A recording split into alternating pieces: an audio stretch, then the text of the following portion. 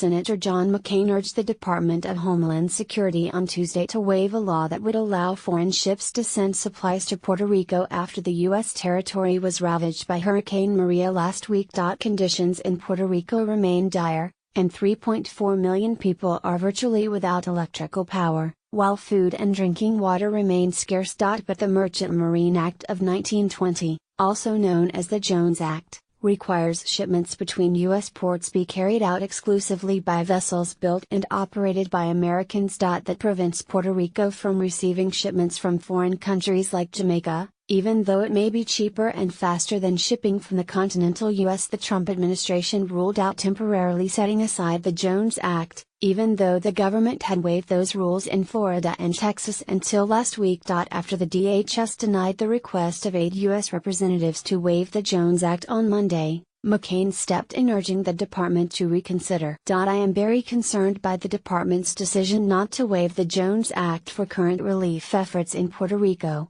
which is facing a worsening humanitarian crisis following Hurricane Maria, McCain wrote. It is unacceptable to force the people of Puerto Rico to pay at least twice as much for food, clean drinking water, supplies and infrastructure due to Jones Act requirements as they work to recover from this disaster, McCain wrote. The senator, who has long pushed for repealing the Jones Act, called for the law to be scrapped, claiming it would lead to hastened recovery efforts where our country needs it most. Gregory Moore, a spokesperson for DHS, said the problem was not the number of U.S. vessels moving commodities to Puerto Rico, but the capacity of their ports to offload and transit supplies. After Trump was criticized for tweeting about professional athletes protesting the national anthem this weekend, he ramped up his response to Puerto Rico, announcing he would visit the U.S. territory next week.